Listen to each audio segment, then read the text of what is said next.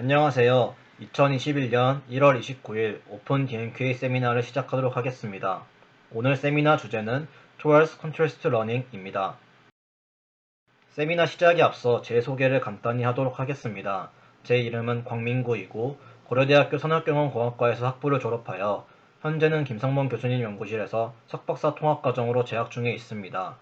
관심 분야는 오늘 세미나 주제이기도 한 셀프 슈퍼바이스 러닝을 포함해 이상 데이터 탐지, 시그널 데이터 분석입니다. 오늘 세미나는 목차로 하나하나 구분하는 것보다 하나의 이야기 흐름으로 구성해 보려고 합니다.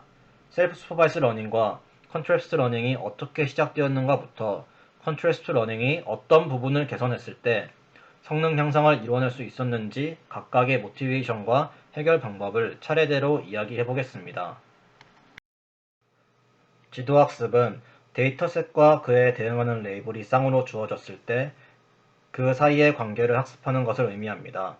아래에 이미지 분류가 예시로 나와 있습니다. 각각의 이미지별로 강아지, 고양이, 차, 꽃이라는 클래스 레이블이 있을 때 최종적으로는 그 클래스를 분류하는 분류 경계선을 얻는 것을 목표로 네트워크를 학습합니다. 다양한 분야에서 뛰어난 성능을 보이는 모델들이 이미 많이 개발되었지만 오늘 세미나에서는 이미지 분류를 주된 태스크로 설명하도록 하겠습니다. 하지만 지도학습에는 명확한 한계가 있습니다. 데이터의 구조가 복잡할수록 필요로 하는 데이터의 양은 많은데 양질의 레이블 정보를 얻는 것은 매우 어렵고 비용도 많이 듭니다. 결과적으로 충분한 데이터를 얻을 수 없게 되면 최적의 분류 경계선을 찾을 수가 없게 됩니다. 사람이 레이블을 하나하나 부여하기 힘들다면 데이터 자체에서 쉽게 얻을 수 있는 정보를 레이블로 만들면 어떨까 라는 생각에서 출발한 것이 바로 셀프 슈퍼바이스 러닝입니다. 자기 자신으로부터 얻은 레이블에게 지도를 받는다 라고 해서 셀프라는 단어가 붙었습니다.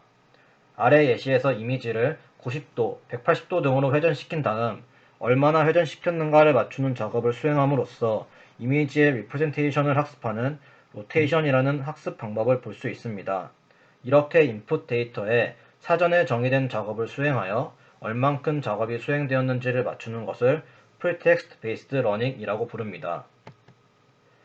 오늘 주제는 프리텍스트 작업을 정의하지 않고 컨트래스트 러스라는 것을 사용한 방법들에 대해서 살펴볼 예정입니다. 컨트래스트 러닝을 시작하게 된 동기는 매우 단순합니다. 이미지 분류 작업을 하고 난 뒤에 레오파드 이미지에 대한 예측 확률값을 확인해 보았더니 제규어나 치타같이 실제로 레오파드랑 비슷한 클래스의 확률값이 구명보트나 책장같이 전혀 다른 클래스보다 확연히 높았던 것이죠. 여기서 당연히 그럴 수도 있는 거지 라고 생각하실 수도 있지만 분류 모델을 학습할 때 레이블 정보는 이 이미지는 레오파드다 라는 원합 벡터로 들어가게 됩니다. 따라서 레오파드가 제규어나 치타랑 유사하다는 정보는 전혀 주어지지 않는 것이죠. 따라서 레이블 정보와 상관없이 이미지끼리 공유하는 어떠한 특징이 있을 것이다 라고 생각을 해볼 수가 있겠죠. 만약 그렇다면 관측치 사이의 유사성을 바탕으로 관측치끼리 구분을 하도록 학습한다면 레이블 정보가 굳이 주어지지 않더라도 이미지 데이터 전체를 표현할 수 있는 리프레젠테이션을 얻을 수 있을 것입니다. 하지만 수많은 관측치들을 분류하는 모델을 어떻게 만들 수 있을까요? 지도학습에서 사용하는 소프트맥스를 단순히 사용하기에는 너무나도 관측치가 많습니다. 엠리스트만 하더라도 트레이닝셋에서 관측치 6만 개를 분류해야 하는데 이미지넷에서는 약 120만 개의 클래스를 분류해야 하는 상황이 되어버립니다. 확률값을 산출할 때 분모가 너무 커지니까 확률값이 작아지고 그레디언트도 엄청 작아져서 네트워크 학습이 잘 이루어지지 않습니다. 이런 문제 상황과 매우 유사한 것이 바로 워드 임베딩 모델입니다. 워드 임베딩은 단어 간의 관계를 파악할 수 있는 리프레젠테이션을 학습하기 위한 모델입니다. The cat sits under와 같은 컨텍스트 뒤에 어떤 단어가 나올지를 예측함으로써 리프레젠테이션을 학습하게 되는데 단어 개수가 클래스 개수가 되다 보니 수십만 개가 되어버리죠. 이때 제시하는 해결책은 단순합니다. 전체 단어를 사용하는 게 아니고 단어 일부만 샘플링하여 타겟 단어 클래스인 mat, as에 대한 확률값만을 계산하는 것입니다. 그 다음에 크로스 엔트로피 로스를 사용하면 끝입니다. 하지만 컨트렉스트 러닝에 대한 초창기 논문이라 그런지 전체적인 학습 프레임워크에 대한 설명이 상대적으로 난해하게 설명되어 있습니다. 저희가 어려워하는 확률적인 단어도 나오고 좀 복잡합니다. 이 세미나에서는 나름대로 정리를 해서 보다 직관적으로 이해할 수 있게 노력했습니다. 저희는 많은 이미지 데이터를 갖고 있고 여기에서 아래에 있는 강아지 이미지와 나머지 이미지들을 구분하고 싶다라고 가정해 보겠습니다. 구분을 하기 위해서는 비교할 값이 필요한데 이미지는 너무 고차원의 데이터이기 때문에 128차원으로 임베딩한 벡터를 사용할 것입니다. 이때 초록색으로 표현되어 있는 현재 이미지의 임베딩 벡터와 비교하고자 하는 값들이 필요한데 이를 위해서 이전 이터레이션에서 얻었던 모든 임베딩 벡터를 메모리 뱅크라고 불리는 공간에 저장합니다. 여기서 임베딩 크기를 맞추기 위해서 L2 정교화를 진행합니다. 우선 현재 타겟 이미지인 강아지와 매칭되는 과거의 임베딩 정보를 선택해서 가져오고 나머지 이미지들로부터 일부를 샘플링합니다. 현재 내가 구분하고자 하는 샘플을 앵커의 과거 정보를 positive, 나머지 이미지들의 정보를 negative라고 부르겠습니다. 논문에서 non-parametric이라는 단어가 나오는데 분포를 따로 가정하지 않고 메모리 뱅크에서 단순히 샘플링했기 때문에 이러한 용어가 사용되었다고 이해하시면 됩니다. 구분을 하기 위해서는 샘플 간 거리를 측정해야겠죠. 여기에서는 코사인 유사도를 측정하게 됩니다. 논문에서는 L2 정교화를 한 벡터끼리 내적을 한다고 표현이 되어 있는데 이게 바로 코사인 유사도입니다. 나 자신에 대해서는 비슷하게 만들어야 하고 다른 이미지들과는 다르게 리프레젠테이션을 만들어야 합니다. 영어로 다양한 용어가 쓰이는데 저는 pull, push라고 하겠습니다. 즉, 앵커는 positive를 당기고 negative를 밀어야 합니다. 이러한 특성을 정량적으로 표현함과 동시에 확률값으로 나타내면 더 좋을 것 같습니다. 앵커와 positive의 유사도를 분자로 올리면서 소프트맥스를 취하면 이를 간단하게 해결할 수 있습니다. 이 부분이 바로 Noise Contrastive Estimation NCE입니다. 확률을 얻었으니 likelihood를 최대화 혹은 negative log likelihood를 최소화하면 됩니다. 그런데 일반적으로 NCE 로스를 구현할 때 타겟 값을 0으로 두고 크로스 엔트로피를 계산하며 이게 훨씬 더 간단합니다. 이런 복잡한 과정을 거쳐서 리프레젠테이션이 잘 학습이 되었다면 가운데 있는 하이퍼스피어와 같이 관측치가 배치된다고 합니다. 이때 관측치 구분, 즉 인스턴스 디스크리미네이션이 얼마나 잘 되었는지 확인하기 위해 일반적으로 인코더 부분의 모델 가중치를 고정시킨 후 리니어 클래시파이어 레이어를 쌓아서 분류 정확도를 산출하곤 합니다. 다시 한번 간단한 그림으로 살펴보겠습니다.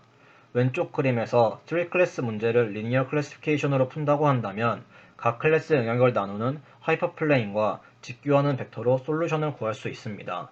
3클래스를 점점 확장하면서 인스턴스 디스크리미네이션 단계로 가면 관측지별 영역을 구분할 수 있는 n개의 직교 벡터가 솔루션이 되는 것입니다. 기본적인 컨트라스트 러닝 개념이 나왔으니 이제 어떻게 성능을 향상시킬지 고민하고 연구해야겠죠. 전체적인 프로세스를 봤을 때 코사인 시뮬러리티 말고 다른 거리 매저를 사용한다거나 NCA 로스 대신 다른 손실 함수를 사용하는 것은 조금 어려워 보입니다. 그렇다면 좀 더 쉽게 접근할 수 있는 부분은 첫 번째로 네트워크 디자인이나 데이터 어그멘테이션을 통해서 좀 더 좋은 품질의 임베딩을 얻는 방향이 있을 것입니다. 두 번째로는 이그샘플을 잘 정의하고 단순히 랜덤 샘플링이 아닌 좀 더 나이스한 전략을 사용할 수가 있겠죠. 이러한 관점에서 접근하여 어떤 식으로 알고리즘들이 발전되었는지 설명드리겠습니다. 앞서 설명드렸던 컨트라스트 러닝의 학습 과정에서 가장 먼저 고민할 수 있는 부분은 바로 메모리 뱅크의 효율성일 것입니다. 메모리 뱅크는 관측치 전체에 대한 정보를 계속 메모리에 들고 있어야 한다는 단점을 갖고 있습니다. 그렇기 때문에 데이터가 많으면 많을수록 학습하는 데 지장이 생깁니다.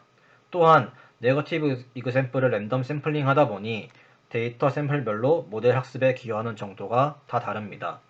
약간 다른 개념이긴 하지만 랜덤 포레스트에서 복원 추출을 반복적으로 하다 보면 학습에 한 번도 사용되지 못하는 아웃백 데이터가 생기는 것도 비슷한 현상이라고 할 수 있습니다. 이를 해결하기 위해서 모코라는 모델에서는 메모리 Q를 제한합니다. Q는 선입 선출 알고리즘에 의해 작동되기 때문에 모든 샘플들이 동등한 횟수로 모델 학습에 사용됩니다. 또한 임베딩 정보를 계속 저장하는 것이 아니라 그때그때마다 임베딩 벡터를 산출하기 때문에 메모리 이슈도 해결할 수 있습니다. 큐에 들어있는 이미지에 대한 임베딩 벡터를 산출하기 위해 사용되는 네트워크를 모멘텀 인코더라고 부르고, 모멘텀 인코더는 실제로 예측에 사용되는 타겟 네트워크와 학습 방법이 다릅니다.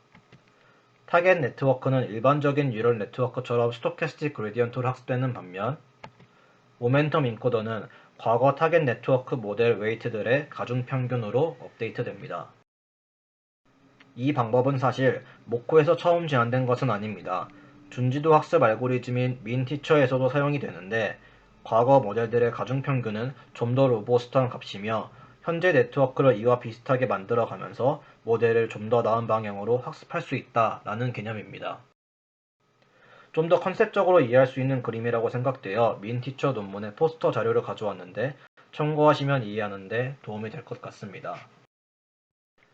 모코는 메모리 이슈를 Q를 사용하여 해결한 반면, 심클리어라는 모델에서는 배치 안에서 모든 것을 해결하고자 합니다.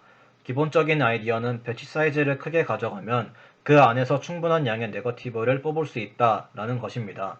심클리어에서는 관측시별로 두 번의 데이터 어그멘테이션을 적용합니다. 그 다음은 타겟인 앵커와 같은 이미지에서 나온 샘플을 포지티브라고 정의하고 나머지를 네거티브 이그샘플로 정의합니다. 실험 결과 약 2048개에서 4096개의 배치 사이즈를 사용했을 때 충분한 성능 향상이 이루어졌다고 합니다.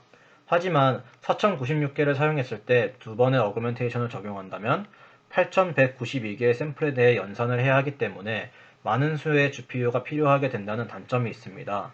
여기서부터 자본의 힘도 꽤 중요해집니다. 또한 심클리어에서는 다양한 데이터 어그멘테이션 기법을 사용합니다. 기존에는 crop, rotate, flip, noise 등만 사용했었다면 데이터 어그멘테이션의 종류도 늘리고 더 다양한 조합에 대해서 실험을 진행했습니다. 데이터 어그멘테이션 알고리즘에 대해서는 지난 세미나에서 강양구 연구원이 좋은 리뷰를 했기 때문에 참고하시면 좋을 것 같습니다. 마지막으로는 단순하게 임베딩 레이어를 하나 더 늘리는 것만으로도 성능 향상을 얻었다고 합니다. 재밌는 점은 심클리어에서 사용한 깊은 임베딩 레이어와 데이터 어그멘테이션을 모코에 적용했더니 더 좋은 성능을 냈다는 것입니다. 모코는 페이스북, 심클리어는 구글에서 제안했는데 컨트래스트 러닝이 발전하는 초기 단계에서 흥미로운 연구 경쟁이었다고 생각합니다.